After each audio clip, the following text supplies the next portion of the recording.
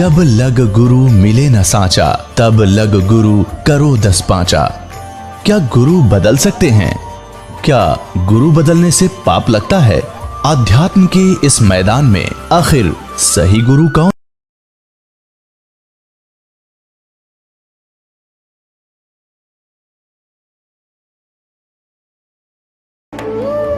के पाप जैसे सूरज के आगे बादल, ऐसे कर्म छयारे। जैसे सूर्य के सामने काले काले घोर बादल छा जाते हैं, उसका प्रकाश धीमा पड़ जाता है। ऐसे आप आत्मा और परमात्मा के बीच में हमारे पाप कर्मों के बादल छाए हैं। क्या बताया है कि जैसे सूरज के आगे बदरा, ऐसे कर्म छयारे। प्रेम की पवन कर चतमंजन, फिर झलक तेज नयारे। अपने आत्माओं, आपने उपदेश भी ले लिया, आप जाप शुरू करो सच्चे दिल से, मर्यादा में रहकर। कुछ दिनों के बाद क्या होगा कि इस मंत्र से आपके असंख्य जन्मों के पाप जो संचित भी हैं, संचित भी वर्तमान में जो कर रहे हैं, ये भी समाप्त हो जाएंगे। क्योंकि प्रतिदिन हम जाप करते हैं, जैसे साबुन लगाते हैं, कपड़ा साफ हो जाता है, डेली मैला भी होता है, साफ हो जाता है। और पहले के कपड़े मैले रखे हुए भी साफ कर लेंगे, साबुन मिल गया, तेल मिल गया, सारी व्यवस्था मिल गई हमारी। तो पहले के संचित और प्रारब्ध और क्रियमान, इन तीनों कर्मों का इस सतनाम के जाप से नाश होगा। कैसे होगा? कि जब आपके पाप कुछ कम हो जाएंगे, इस लगे रहोगे। जैसे कि आपने देखा हो, ये मोटर मैकेनिक हुआ करें, उनके कपड़े इतने मैले हो जाते हैं, उनके कलर का नहीं पता ये कौन से कलर का है। और फिर उसको कोई साफ करने लगे तो 2, 4, 10 बार साबुन लाने से तो उसका थोड़ा थोड़ा सा मैल और वो कपड़ा दिखने लगेगा, ये कपड़ा भी है कि मैं औरत अड़ंगा है। और फिर उसको बार बार फिर धोएंगे, साफ करेंगे, तो धीरे धीरे साबुन से ना होगा तो पेट्रोल से ड्राई क्लीन करेंगे तो वो कपड़ा साफ होगा। तो ऐसे ही पुण्यात्माओं, हमने कहते हैं योगन योगन की वासना हुई इकट्ठी आने, निर्मल कैसे होवेगा तेरे सतगुरु लगे ना काने। युगन युगन की वासना, युगों युगों के इतने पाप कर्म हो गए इकट्ठे आण, और निर्मल कैसे होगा कोई सतगुरु तत्वदर्शी संत परम संत तुझे मिला नहीं, वो सतगुरु लगे नहीं कान, यानी उनके वचन सुनने को नहीं मिले। और जब आपके हृदय में फिर कुछ दिनों के बाद क्या होगा, आपके हृदय में एक ऐसी पवित्र प्रेम उत्पन्न होगा भगवान के प्रति। पहली बार तो आप सत्संग सुनते हो, 2-4 बार तो ये ज्ञान सुनने को भी अच्छा नहीं लगता। धीरे धीरे आपको इतना आनंद आएगा फिर, क्योंकि जैसे मलेरिया के बुखार में, जवर में इंसान को, व्यक्ति को खाना भी कड़वा लगे, सेब संतरे भी कड़वे लगते हैं, टेबलेट खाने से, यानी कड़वी टेबलेट ही खानी पड़ती है। कहाँ तो वो रोटी भी खाना नहीं चाहता, वो भी कड़वी लग रही है। उस कड़वी को मीठा बनाने के लिए कड़वी टेबलेट ही खानी पड़ती है, कुनीन खानी पड़ती है, न चाहते हुए भी खानी पड़ती है। तो ऐसे इस ज्ञान को और फिर मंत्र के मिल जाने पर सुमरण उसके ऊपर विशेष कसक से जाप करने को आपने न चाहते हुए कुनीन की तरह खाना ही पड़ेगा, करना ही पड़ेगा। तो प्रारंभ में तो आपको मजबूरी सी होगी कि ये तो बता दिए इतने मंत्र गुरु जी ने, ये कैसे होंगे। अरे सुबह तो लेकर शाम तक मजदूर कस्सी बजावे, किसान हल जोता है, सारा दिन फद्दर फद्दर पता नहीं कहाँ तक पहुँच जाते हैं। क्या भगवान का बैठ कर चलते फिरते मंत्र नहीं कर सकते हम? कुछ दिनों के बाद फिर इस मंत्र के बिना आपका दिल भी नहीं लगेगा। तो जैसे बुखार किसी को हो, जबर हो गया है, तो प्रारंभ में उसको रोटी भी अच्छी नहीं लगती, कुनीन खाने से, कड़वी कुनीन ही खाने से, न चाहते हुए भी खाने से, फिर कुछ दिनों के बाद उसका जबर ठीक हो जाएगा। फिर वही मीठी वस्तु आपको जो पहले कड़वी लगती थी भोजन, अब वो स्वादिष्ट लगेगा। अब जैसे परमात्मा कहते हैं, कबीर पिछले पाप से हरि चर्चा ना भावे, कै ऊँग कै ऊठ चले ना और बात चलावे। तुलसी पिछले पाप से हरिचर्चा ना भावे, जैसे जबर के बेग ते भाई भूख विदा हो जावे। तो ऐसे आत्मा के ऊपर पाप कर्मों का जबर हो गया, और इस जबर का नाश करने के लिए ये कड़वी टेबलेट, ये सत्संग वचन जो आज तक आपने सुने नहीं, एक बार तो विद के आदमी इस ज्ञान को सुनकर, एक बार तो ऐसा है जैसे जीभ के ऊपर कुनीन रख दी, ये बताते हैं ब्रह्मा विष्णु महेश से ऊपर कोई और शक्ति है, लेकिन इस कुनीन को आपने खाना चाहिए, इस तत्व ज्ञान को सुनते रहना चाहिए। फिर क्या होगा, कुछ दिनों के बाद ये मंत्र आपको दिया जाता है, तो कुछ दिन तो भक्त आते हैं, शिकायत प्रार्थना करते हैं कि सतनाम चलता नहीं, ज्यादा नहीं होता। कुछ दिनों के बाद आप इसको चलाते रहो धक्का सा करके, कुछ दिन फिर अपने आप चलेगा, आपको बहुत आनंद आएगा। फिर आपकी आंखों में आंसू आने शुरू हो जाएंगे, भगवान की जरा सी भी चर्चा होगी। तो क्या बताते हैं, युगन युगन की वासना हुई इकट्ठी आने, निर्मल कैसे होएगा तेरे कोई संत लगे ना कान। जब संत आपके कान लग जाएंगे, यानी सतगुरु मिल जाएगा, फिर क्या होगा, जैसे सूरज के आगे बदरा ऐसे कर्म छयारे, प्रेम की पवन करे चितमंजन फिर झलके तेज नयारे। आपको बताया ना कि जैसे 1000 टन घास फूस पड़ा हो अड़ंगा, एक माचिस की सींक लगा दे, सवा हो गया, तेज हवा चला इधर उधर बना कर ऐसे फेंक दिया, कहीं का कहीं गया। तो क्या बताते हैं कि असंख्य जन्मों की वासनाएं तुम्हारे पाप कर्मों को परम संत से प्राप्त उस सतनाम के मंत्र से सभा कर दिया जाएगा, और फिर प्रेम की पवन करे चितमंजन झलके तेज नयारे। फिर आंखों में भगवान के प्रति वो प्रेम जागेगा, आंखों से आंसू चलेगी, वह प्रेम की पवन चलेगी, इन बादलों को जो बीच में बादल अड़े हुए हैं कर्मों के, उनको फेंक देगी, तितर बितर कर देगी, और फिर आपकी आत्मा निर्मल होगी, सतलोक प्राप्ति होगी। बोलो सतगुरुदेव की जय हो। परम पिता परमात्मा पूर्ण ब्रह्म सारी सृष्टि के रचनहार कुल मालिक कबीर देव जी, कबीर साहब जी, ये हम सभी आत्माओं के पिता हैं, ये कुल के मालिक हैं, अनंत कोटि ब्रह्मांडों के सृजनहार हैं। हम तत्व ज्ञान के अभाव से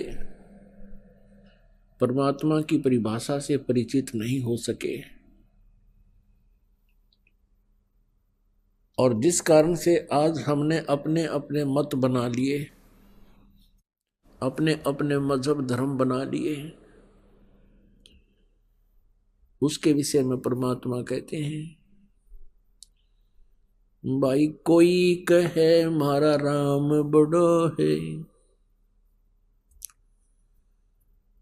कोई कहे मारा राम बड़ा है,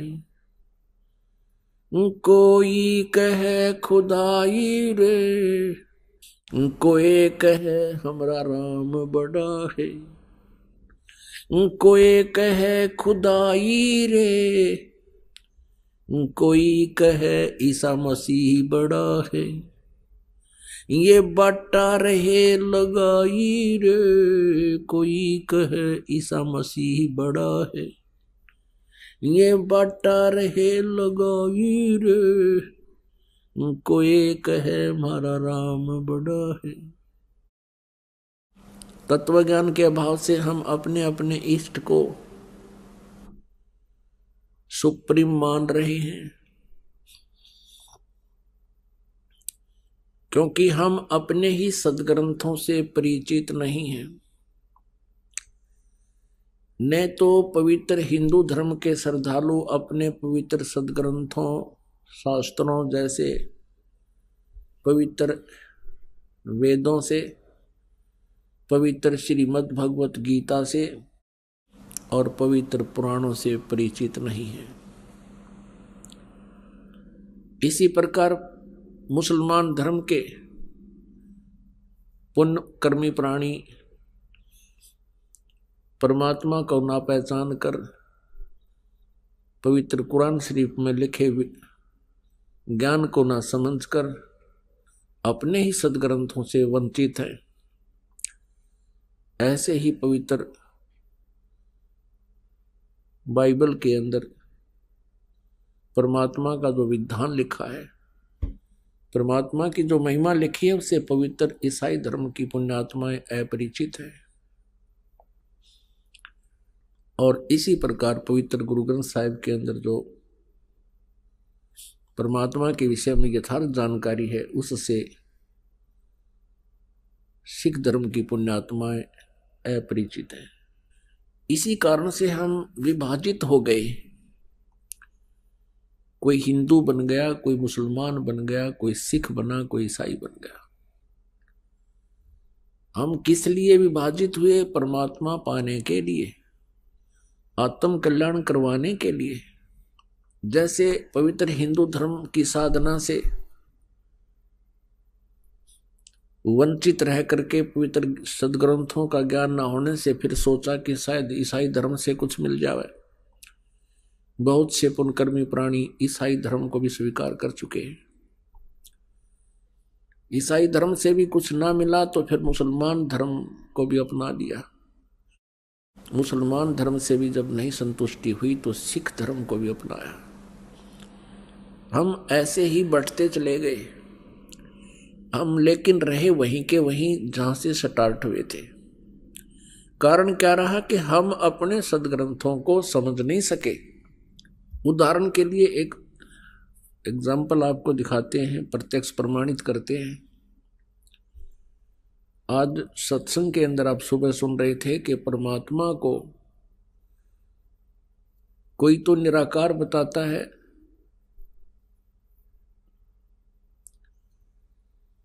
कि वो कभी जन्म नहीं लेता, वो सर्वव्यापक है। और कोई उसको साकार बताते हैं, और साकार रूप में वो क्या बताते हैं कि जो भी दृष्टि गोचर है ब्रह्मांड, चांद सूरज सितारे ग्रह, ये ही साकार रूप है परमात्मा का।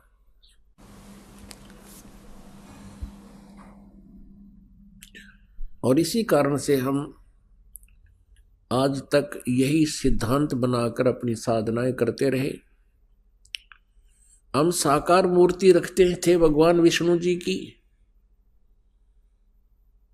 पूजा करते थे। फिर भी कोई पूछता था, क्या आपको कुछ दिखाई देता है? क्या आप साधना करते हो? आपने भगवान देखा है? कैसा है परमात्मा? तो हम कहते थे वो तो निराकार है, दिखाई थोड़ा ही देता है। परमात्मा का केवल प्रकाश देखा जा सकता है। जैसा हमने सुना सुनाया ये लोक वेद था। अपने आत्माओं सामने विष्णु जी को हम भगवान भी मानते थे, और फिर हम भगवान को निराकार भी कहते थे। तो हमारा बालकों वाला ज्ञान था। और यही स्थिति प्रत्येक धर्म के व्यक्तियों की है।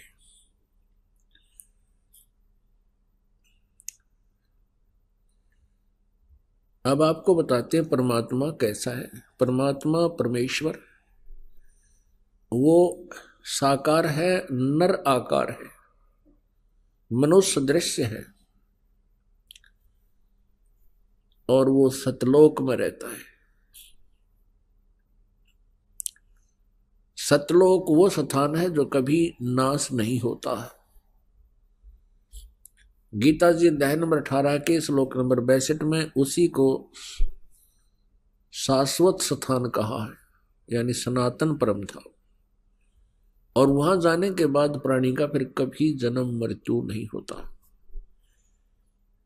अब जितने भी सतलोक की सचखंड की महिमा गाने वाले ये पंथ हैं, इनको कह का भी ज्ञान नहीं सचखंड और ऊपर के लोगों का।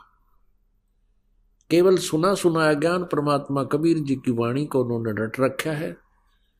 उसी का उल्टा सुल्टा अनुवाद करके इन बोली आत्माओं को भ्रमित कर रखा है जो उनके अनुयायी हैं। सर्वप्रथम आपको पवित्र बाइबल से परिचित कराते हैं। पवित्र बाइबल के पढ़ने वालों से आप पूछिएगा परमात्मा साकार है व निराकार, वो कहेंगे परमात्मा निराकार है और कहते हैं गॉड इज फॉर्मलेस। उन्होंने फिर पवित्र बाइबल को समझा ही नहीं। पवित्र बाइबल में लिखा है कि परमात्मा मनुष्य दृश्य है और छठे दिन उस परमेश्वर ने कहा कि हम मनुष्य को अपने स्वरूप के अनुसार उत्पन्न करेंगे और वैसा ही कर दिया। छठे दिन भगवान ने मनुष्य को अपने स्वरूप में उत्पन्न किया, नर और नारी करके उनकी उत्पत्ति की। अब देखिएगा प्रमाण पवित्र बाइबल में। पवित्र बाइबल संपूर्ण जीवन अध्ययन बाइबल, पवित्र बाइबल संपूर्ण जीवन अध्ययन बाइबल, संपादक हैं डेविड स्टुअर्ट अंग्रेजी, प्रधान संपादक Donald C Stamps MA MDV, संयुक्त संपादक ये सारे कुछ लिखे इनके। ये USA से छपा है।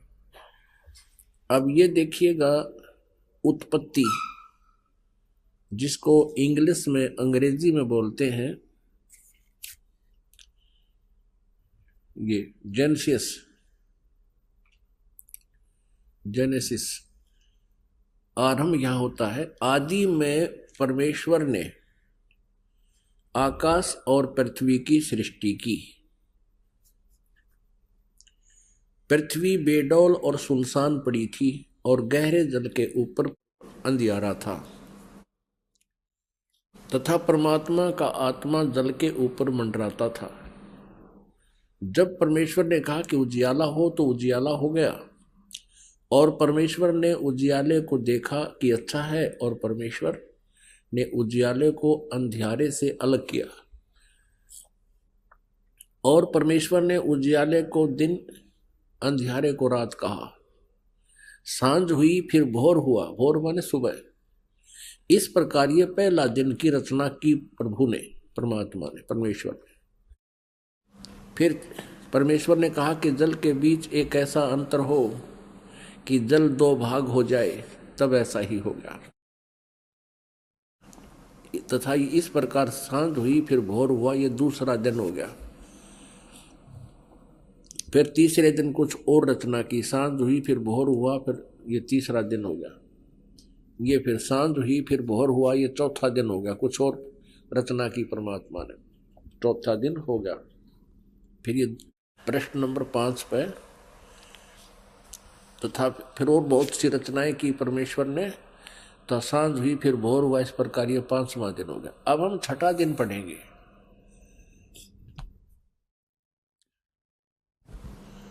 फिर परमेश्वर ने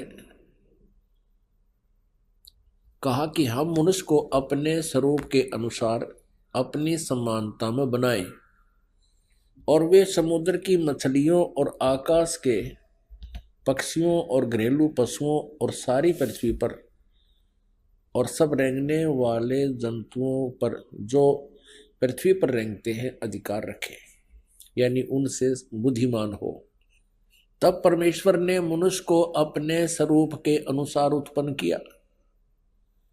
अपने ही स्वरूप के अनुसार परमेश्वर ने उसको उत्पन्न किया, नर और नारी करके उसने मनुष्यों की सृष्टि की। पुण्यात्माओं फिर पढ़ लो। तब परमेश्वर ने मनुष्य को अपने स्वरूप के अनुसार उत्पन्न किया। अपने ही स्वरूप के अनुसार परमेश्वर ने उसको उत्पन्न किया, नर और नारी करके मनुष्यों की सृष्टि की। अब पवित्र बाइबल में उत्पत्ति ग्रंथ अध्याय नंबर 1 का श्लोक नंबर 26 है। ये इसमें स्पष्ट कर दिया है कि परमात्मा मनुष्य जैसा है, उसने मनुष्य को अपने जैसा बनाया है, नर और नारी करके उसकी उत्पत्ति की। आगे परमेश्वर ने एक और कमाल किया है कि मनुष्यों के लिए मांस खाने का आदेश उस परम पिता का नहीं है जिसने सब ब्रह्मांडों की रचना की, जो कुल का मालिक है। आगे देखिएगा इसी उत्पत्ति ग्रंथ में ये 26 नंबर हमने पढ़ लिया। 27 नंबर में कि मनुष्य 27, 26 और 27 में यही व्यवस्था बताई है कि 27 श्लोक में लिखा है कि तब परमेश्वर ने मनुष्य को अपने स्वरूप के अनुसार उत्पन्न किया। अपने स्वरूप के अनुसार परमेश्वर ने उसको उत्पन्न किया और नर और नारी करके मनुष्यों की सृष्टि की। अब 29 श्लोक में देखो, फिर परमेश्वर ने उनसे कहा मनुष्यों को, सुनो, जितने बीज वाले छोटे छोटे पेड़ सारी पृथ्वी के ऊपर हैं और जितने वृक्षों में बीज वाले फल होते हैं वे सब मैंने तुमको दिए हैं, वे तुम्हारे भोजन के लिए। अब पूर्ण परमात्मा का कोई आदेश नहीं है मांस आहार करने का किसी भी मनुष्य को। और ये कितना बुरी तरह खाते हैं ये ईसाई लोग। तब सांझ हुई, फिर भोर हुआ, इस प्रकार 6वां दिन हो गया। ये और बहुत सी रचनाएं की इसके बाद। अब 7वां दिन देखो,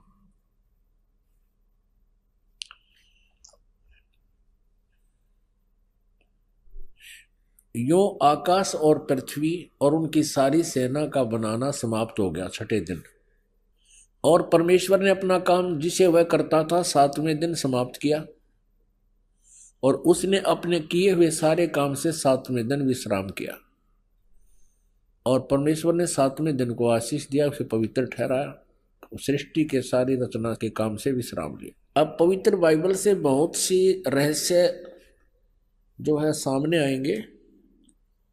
इसमें यह भी आपके समक्ष आएगा कि ये तीनों देवता श्री ब्रह्मा, श्री विष्णु, श्री शिव जी पूरे ब्रह्मांड के संचालक हैं। और पवित्र ईसाई धर्म के इतिहास में भी उनका जिक्र है, भले ही उनका नाम नहीं है, नाम अन्य वो अपनी भाषा में कुछ भी लिख ले। अपने आत्मा परमात्मा ने आदम और हव्वा की उत्पत्ति की जैसा पवित्र बाइबल में लिखा है।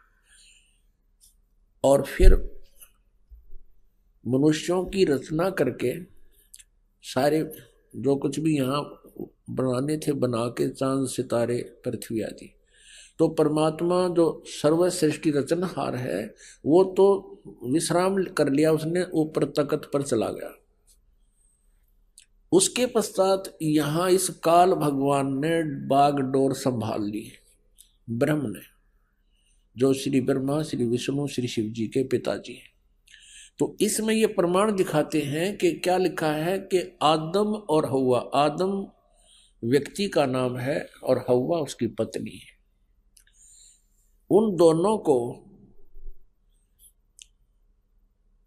इस काल ने अपने पुत्र ब्रह्मा जी को संभाल दिया। अब आगे दिखाते हैं कि परमात्मा साकार है या निराकार। तो उनको दोनों को, आदम और हव्वा को, स्वर्ग में एक वाटिका में रहने के लिए छोड़ दिया और उनसे एक विशेष हिदायत दे दी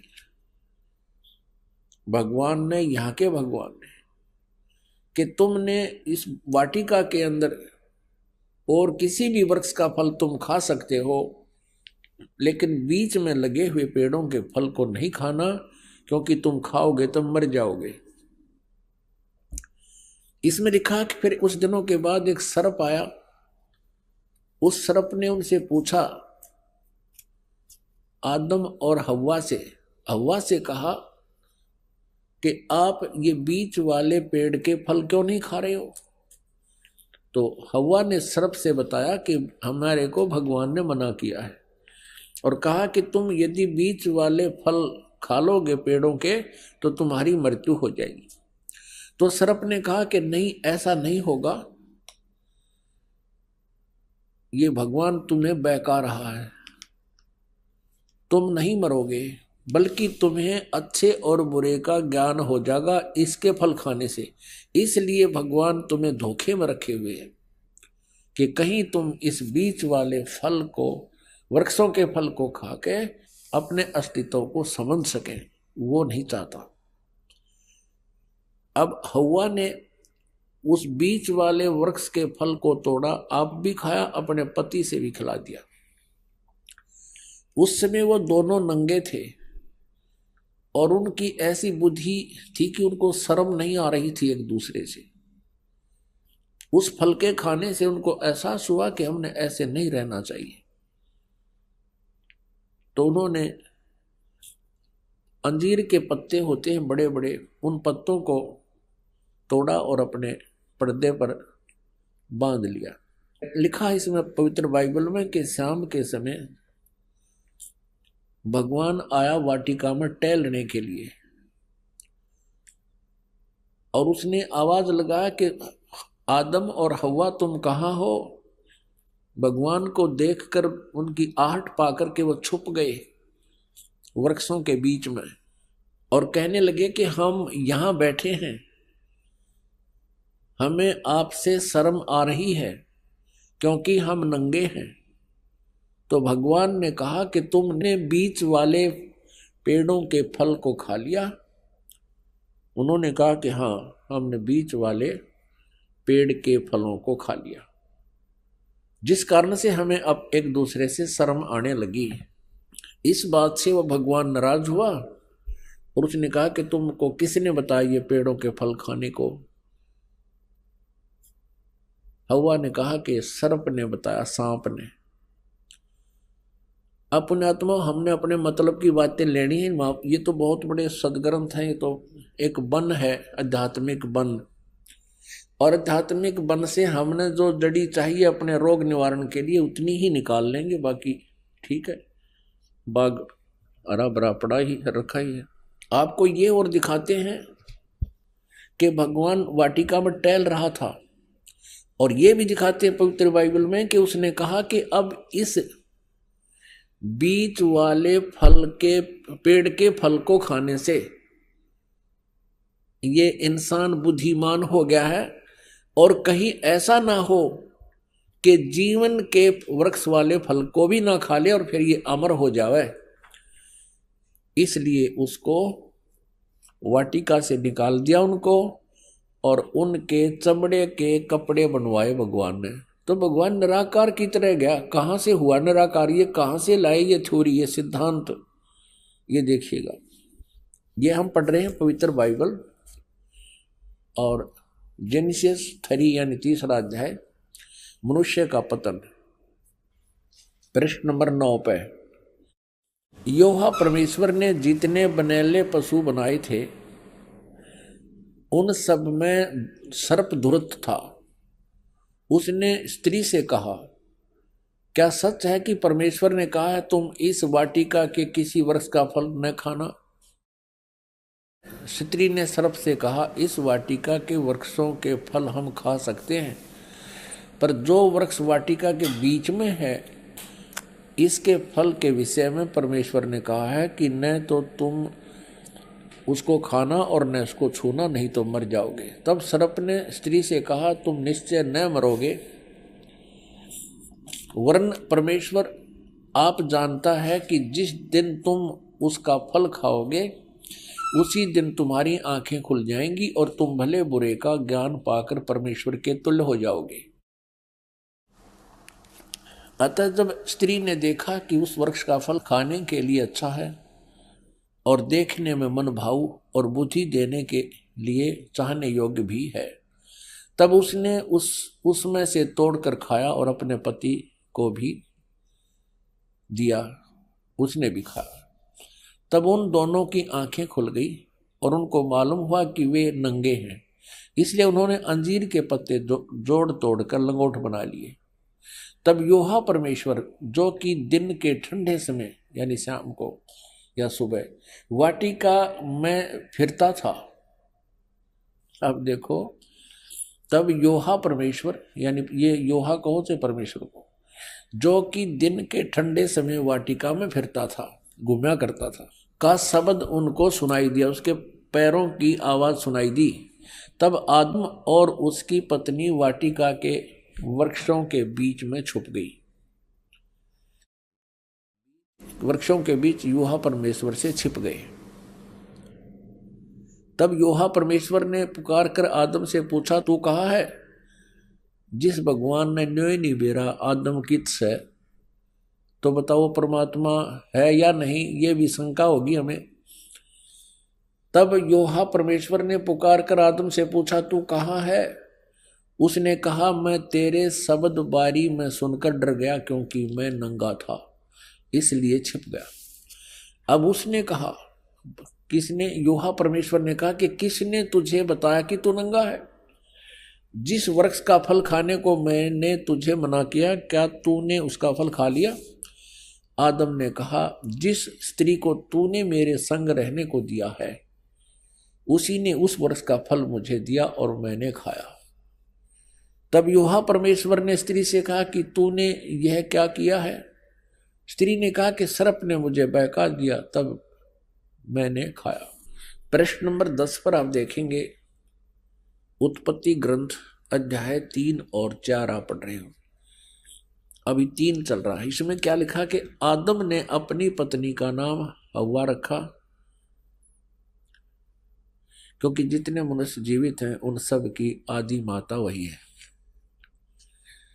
और यूहा परमेश्वर ने आदम और उसकी पत्नी के लिए चमड़े के अंग रखे बनाकर उन्हें पहना दिए। ये भगवान निराकार कहाँ से सारी बात करे, उनके कपड़े बनवावे, घूमे फिरे, बोले बतलावे। फिर यूहा परमेश्वर ने कहा कि मनुष्य भले बुरे का ज्ञान पाकर हम में से एक के समान हो गया है।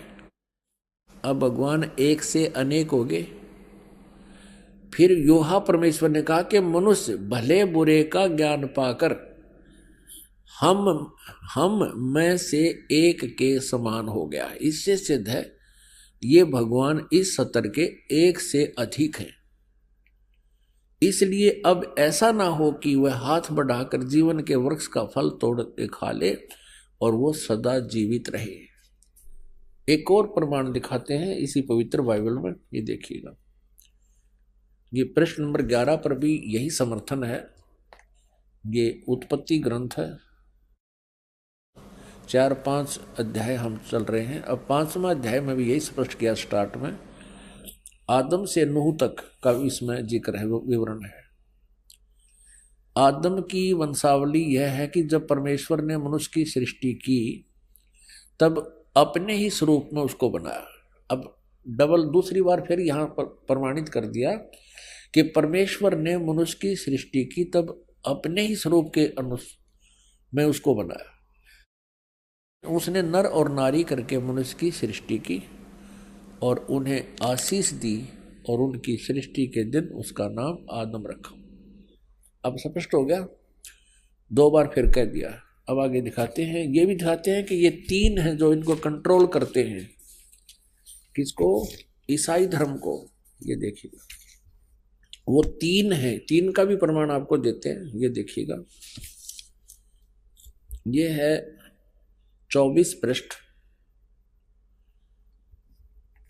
और वही उत्पत्ति यानी जेनेसिस 17-18। 3 अतिथि।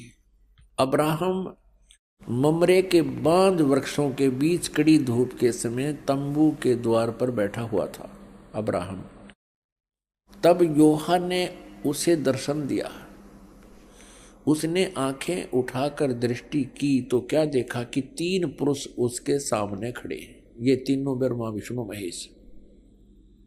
जब उसने उन्हें देखा तब उनसे भेंट करने के लिए तंबू के द्वार से दौड़ा और भूमि पर गिरकर दंडवत किया की और कहने लगा, हे प्रभु, यदि मुझ पर तेरी अनुग्रह दृष्टि है तो मैं विनती करता हूँ, अपने दास के पास से चले न जाना।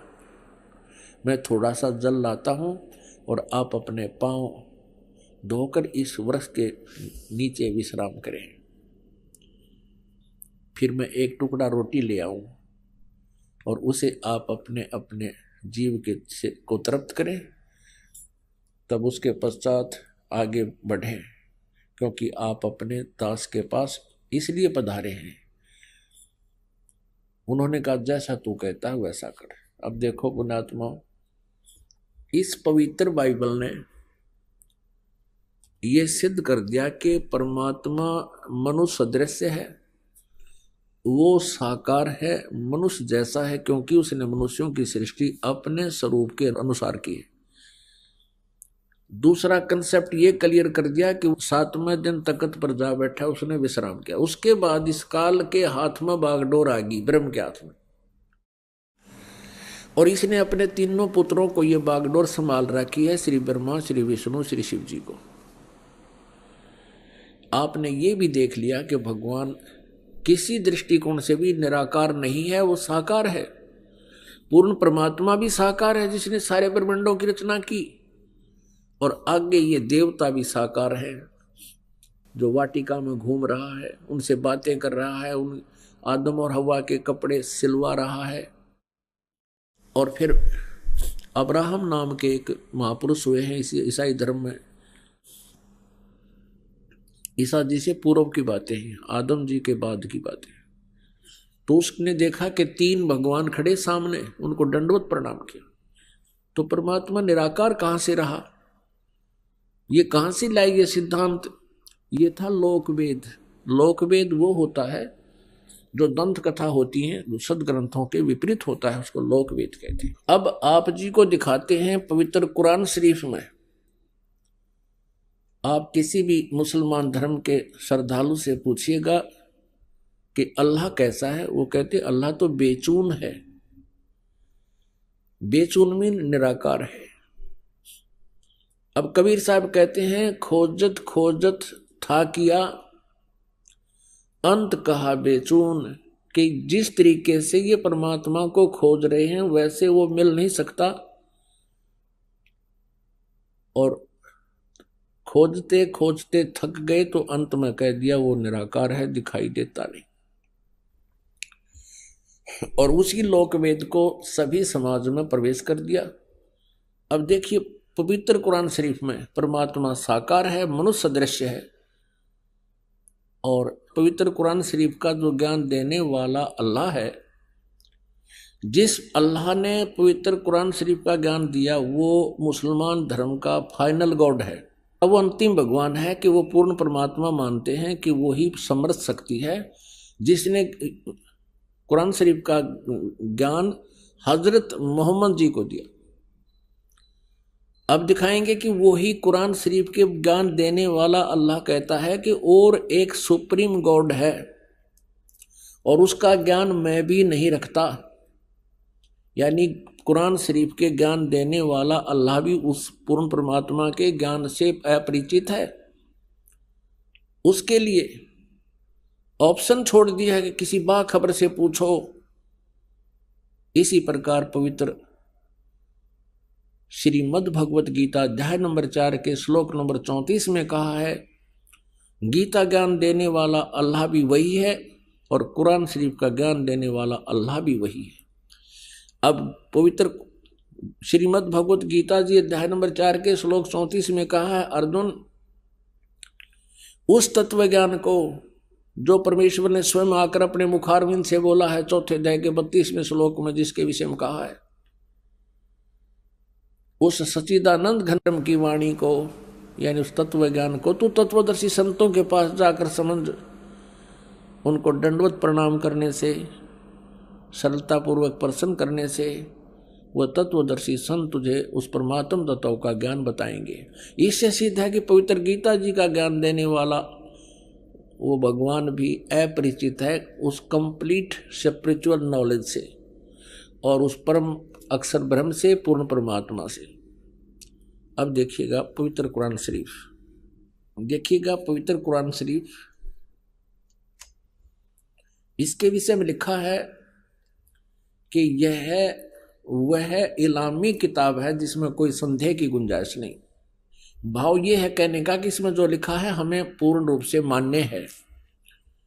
अब इसमें मुतरजम यानी शास्त्रीय अरबी पद्धति पर नागरी लिपि में रूपांतरकार हैं नंद कुमार अवस्थी। शेरवानी संस्करण।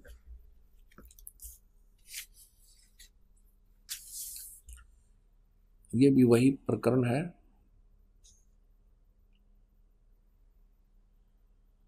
प्रकाशक है लखनऊ किताब घर, मौसम बाग, सीतापुर रोड, लखनऊ। हम इसकी सूरत फुरकानी 25 नंबर सूरत फुरकानी में देखेंगे। ये 25 नंबर है। प्रश्न नंबर 604 पे ये कुरान शरीफ, और यहाँ देखिएगा इसके 52 नंबर आयत से हम प्रारंभ करेंगे। 52 नंबर से। फला तुतियल काफिरन व जाहिदुम बिही जिहादन कबीरन। अब इसी का इन्होंने, ये तो है अरबी भाषा देवनागरी लिपि में लिख दी, ये है अरबी भाषा उर्दू भाषा में लिखी है, उर्दू लिपि में ये सारा। और यही भाषा फिर हिंदी में लिख दी इन्होंने। जिस प्रकार ये उर्दू में लिखी है, भाषा ये अरबी है, इसका अनुवाद भी इन्होंने यहां किया है। देखिए ये 52 नंबर है। अब कुरान शरीफ के ज्ञान देने वाला अल्लाह हजरत मोहम्मद जी से कह रहा है कि ए पैगंबर, तुम काफिरों का कहा न मानना, और इस कुरान की दलीलों से, यानी मैं तुझे जो ज्ञान दे रहा हूं, उनका सामना बड़े जोर से करो। इन्होंने इस कबीर का अर्थ जिहादन कबीरन, इन्होंने कबीर का अर्थ यहां बड़ा कर दिया। अब किसी ना किसी अक्षर का, शब्द का अर्थ तो होता ही है। अब इसका वास्तविक अर्थ क्या होता है ये दास बताएगा। इसका अर्थ ये है कि हजरत मोहम्मद को कुरान शरीफ के बोलने वाला अल्लाह कह रहा है कि जो कबीर नाम का भगवान है, कबीर अल्लाह है, जिसे ये अल्लाह अकबर बोलते हैं, अल्लाह अकबर, अल्लाह कबीर। अल्लाह कबीर का अर्थ है वो ये करते हैं बड़ा भगवान। ये थी इन्हीं के शब्दों में हम ये माने कि वो बड़ा भगवान है, जिसकी तरफ कुरान शरीफ के ज्ञान देने वाला अल्लाह हजरत मोहम्मद को कह रहा है कि वो बड़ा जो भगवान है, उसके विषय में ये अन्य व्यक्ति जो काफिर हैं, जो उस बड़े भगवान को नहीं भजते हैं, वो काफिर हैं और वो विश्वास नहीं करते इन बातों पर जो मैं तुझे बता रहा हूं कि कबीर इज गॉड, कि वो अल्लाह है, वो बड़ा भगवान है। तो तू उनकी बातों में मत आना और मेरे द्वारा दिए गए इस कुरान शरीफ के ज्ञान पर विश्वास रखना और उनकी बात नहीं मानना। इसके लिए तू संघर्ष करना, कबीर के लिए संघर्ष करना। जिहादन कबीरन, इस कबीर भगवान के लिए, कबीर अल्लाह, वो कबीर अल्लाह है, वो कबीर परमात्मा है, सारी सृष्टि का रचनहार है। तो मेरी बातों पे विश्वास कर। और ये काफिर नहीं मानते उस कबीर को, उस भगवान को, उस समर्थ शक्ति को। तो उनकी बातों में मत आना और मेरे द्वारा दिए गए कुरान शरीफ के इन दलीलों पर विश्वास करना और इनके साथ संघर्ष करना। लड़ना नहीं, जिहाद का अर्थ कोई लठ बजाना नहीं, संघर्ष करना। ये चाहे तुझे तंग करें या दुखी करें, लेकिन तू इनकी बातों को मत मानना। इतनी सी बात है। अब यहां पर जो कबीर शब्द है, इसमें कबीरन शब्द है, तो दूसरी कुरान मजीद है, पवित्र मजीद है, वो दिखाते हैं।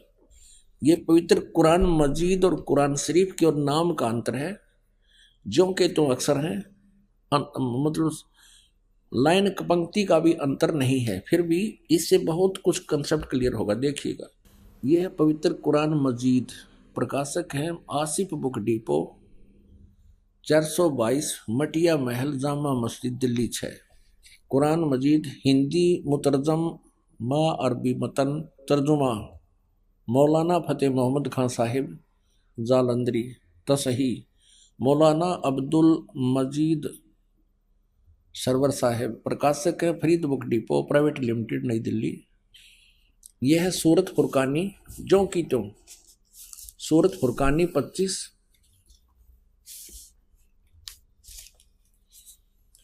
और ये कुरान मजीद पृष्ठ 576 पर, यहां देखिएगा, ये वही जो का त्यों, इसमें कोई अंतर नहीं है। ये अरबी भाषा उर्दू में लिखी है और यही अरबी भाषा हिंदी देवनागरी लिपि में लिखी है। ये 52वीं आयत हमको आपको दिखाते हैं। फला तुतियल काफिरन न जाहिदम बिही जिहादन कबीरा, उसमें कबीरन लिखा है, केवल इसमें कबीरा लिखा है, तो हम उसे कबीर बोल देते हैं, सीधा कबीर। वो कबीर अल्लाह है। अब यहां से हम इतना ही लेंगे, अधिक नहीं। अब हम फिर पवित्र कुरान शरीफ से ही आगे बढ़ेंगे। इससे तो इतना कंसेप्ट क्लियर करना था, इसके कबीरन कहो या कबीर कहो या कबीरा कहो, अर्थ उनका एक ही है। आप देखना, ये कुरान शरीफ, हम फिर कुरान शरीफ पर आगे, ये देखिएगा, ये कुरान शरीफ हम फिर देख रहे हैं किताब, ये वही है कुरान शरीफ। अब यहां आगे हम सूरत फुरकानी 25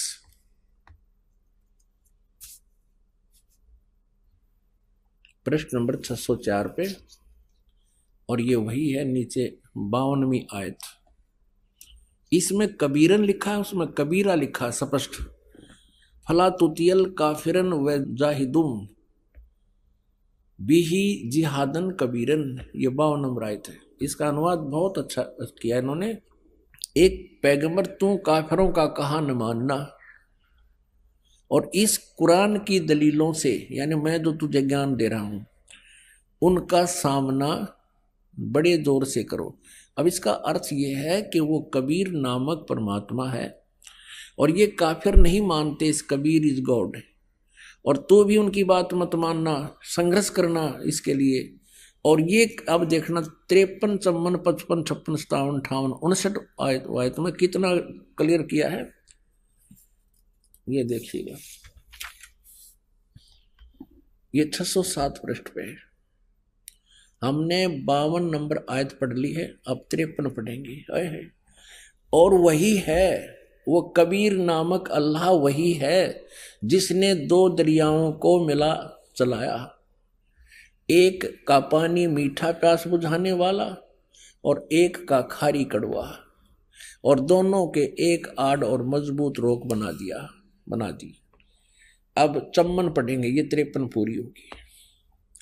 और वही है जिसने पानी की बूंद से आदमी को पैदा किया, फिर उसको साहिबे नसब यानी किसी का बेटा या बेटी, और ससुराल वाला यानी किसी का दामाद बहू बनाया। और तुम्हारा परवरदिगार, यानी देखो स्पष्ट कर रहा है, कुरान शरीफ के ज्ञान देने वाला अल्लाह हजरत मोहम्मद को कह रहा है कि वह तुम्हारा परवरदिगार हर चीज के करने में शक्तिमान है, सतगुर जो चाहे सो कर ही, 14 कोट दूत जमडर ही। और काफिर अल्लाह के सिवा ऐसों को पूजते हैं जो न उनको नफा पहुंचा सकते हैं और न उनको नुकसान, यानी अन्य देवताओं को पूजते हैं, वो उनको ना लाभ दे सकते ना हानि दे सकते, वो काफिर हैं। और काफिर तो अपने परवरदिगार से पीठ दिए हुए हैं, मुंह मोड़े हैं। अब 55 पढ़ ली, अब 56। ए पैगंबर, हमने तुमको खुशखबरी सुनाने और सिर्फ अजाब से डराने के लिए भेजा है। अब 57 में, इन लोगों से कहो कि मैं तुमसे इस अल्लाह के हुक्म पर कुछ मजदूरी नहीं मांगता, हाँ जो चाहे अपने परवरदिगार तक पहुंचने की राह इख्तियार कर ले। अब 58 नंबर आयत में, ए पैगंबर, उस जिंदा चैतन्य पर, चैतन्य अर्थ कर दिया, उस जिंदा पर भरोसा रखो, क्योंकि कबीर परमेश्वर जी हजरत मोहम्मद जी को जिंदा महात्मा के रूप में मिले थे। उस जिंदा पर भरोसा रखो जो कभी मरने वाला नहीं है, वो अविनाशी है और तारीफ के साथ उसकी पाकी यानी पवित्रता बयान करते रहो, उसकी महिमा का गुणगान करते रहो, और अपने बंदों के गुनाहों से वह काफी खबरदार है। अब देखो, इन्होंने ये 58 नंबर आयत है, यहां देखिएगा, इन्होंने ये खबीरा लिख दिया, खबीरा। इसको कबीरा कहो, खबीरा कहो, अकबर कहो, एक ही अर्थ बनता है। इसमें लिखा है कि वो कबीर नामक परमात्मा इबादत ही कबीरा है। इबादत माने पूजा, इबादत ही माने पूजा के योग्य, वो कबीरा है, वो कबीर नामक परमात्मा। इसको खबीर कहो, कबीर कहो। इबादत ही माने इबादत, इबादत माने पूजा, इबादत ही माने पूजा के योग्य, वो कबीर परमात्मा है। ये 58 नंबर आयत है। आगे देखो, इसका इन्होंने अर्थ जो किया वो पढ़ेंगे कि ए पैगंबर, उस जिंदा पर भरोसा रखो जो जिंदा महात्मा के रूप में तुम्हें मिला था, रखो, जो कभी मरने वाला नहीं है, वो वास्तव में अविनाशी है, और तारीफ के साथ उसकी पाकी बयान करते रहो, और अपने बंदों के गुनाहों से यानी अपने भक्तों के पाप का वो नाश कर देता है। यहाँ इन्होंने इस कबीर का अर्थ काफी कर दिया। काफी, बड़ा कहो, बहुत कहो, घना कहो, बड़ा कहो, खबरदार है यानी जानता है, वो नाश कर देता है। आइए अब हम उन श्रद्धालुओं के अनुभव जानते हैं जो जगत गुरु तत्वदर्शी संत रामपाल जी महाराज जी से दीक्षा प्राप्त कर चुके हैं तथा उनके द्वारा बताए गए भक्ति मार्ग पर चल रहे हैं। नमस्कार सर। नमस्कार सर जी। क्या नाम है आपका? मेरा नाम राजू दास है। राजू जी, आप कहाँ से हैं? घर नानपुर, थाना नानपुर, जिला सीतामढ़ी, बिहार से है जी।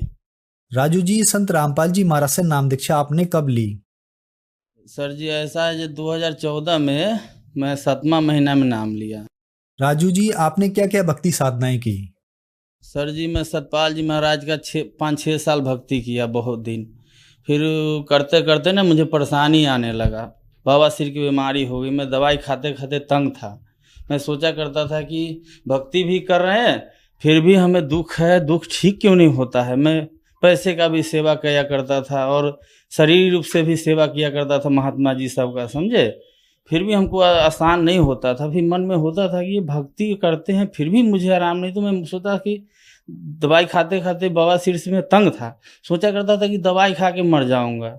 ऐसे करते करते मैं सोचता था कहीं सोचो दवाई भी खाऊं, कहीं नहीं मैं नहीं मरा, मुझे कोई परेशानी आ जाएगा तो और घिन्ना बात हो जाएगा। फिर मैं सोच के करता था चलो कुछ न कुछ तो करेंगे। फिर मैंने एक साथी मिला मेरा, बोला चलो गुड़गांव। हम गए तो वहाँ एक मोहन जी भगत थे, वहाँ का झांसी का, एक डब्लू भगत थे। तो उनके गर्दन में लॉकेट देखा, मेरे भी सतपाल जी महाराज का लॉकेट था। तो मैं बोला भाई ये क्या है, कौन है आपके? तो बोला गुरु जी हमारे हैं।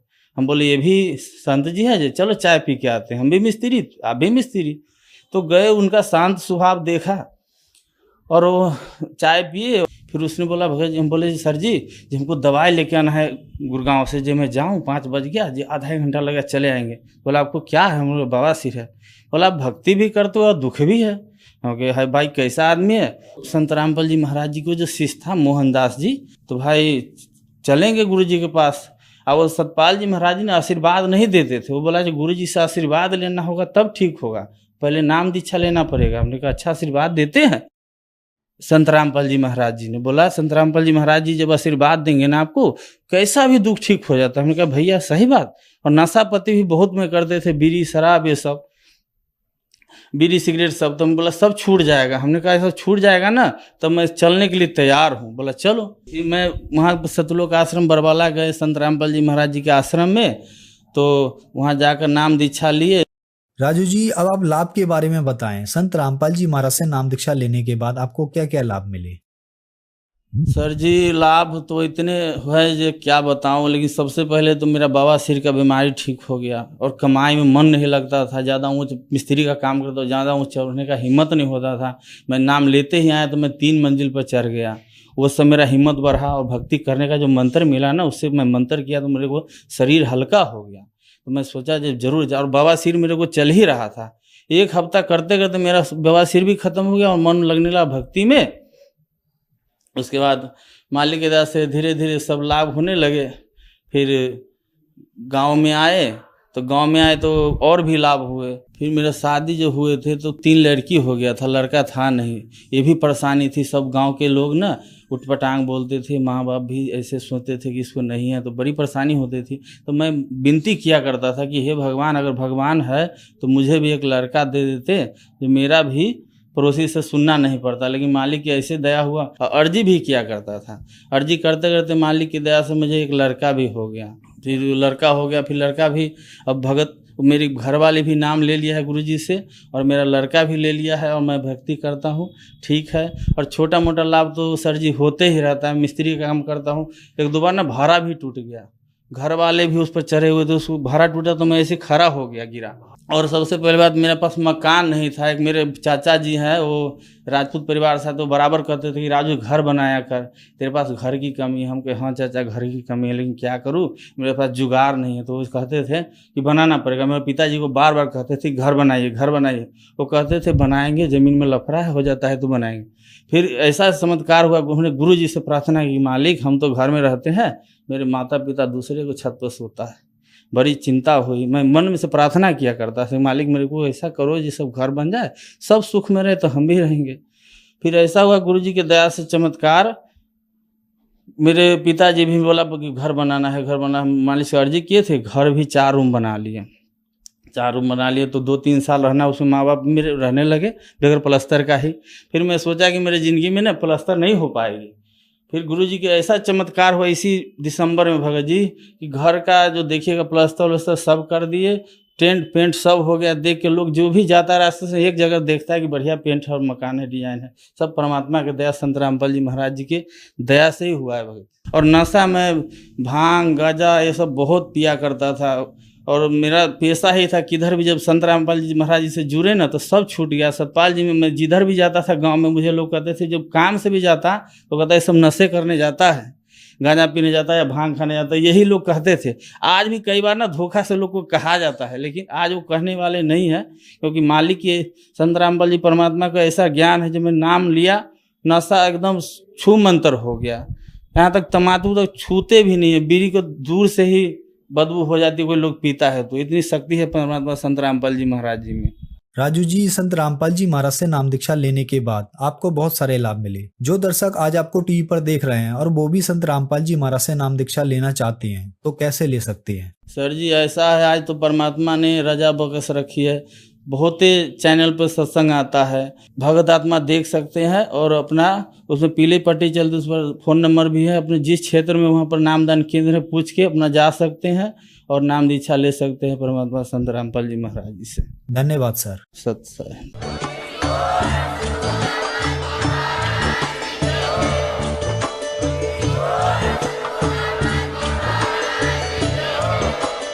आप सुन रहे थे जगत गुरु तत्वदर्शी संत रामपाल जी महाराज जी के मंगल प्रवचन। अधिक जानकारी के लिए विजिट कीजिए हमारी वेबसाइट www.jagatgururampalji.org। संत रामपाल जी महाराज जी के शुभ आशीर्वाद से पूरे विश्व भर में 500 से भी ज्यादा नाम दीक्षा केंद्र हैं, जिन पर संत रामपाल जी महाराज जी द्वारा ऑनलाइन निशुल्क नाम दीक्षा दी जा रही है। अपने नजदीकी नाम दीक्षा केंद्र का पता करने के लिए संपर्क करें 8222880541।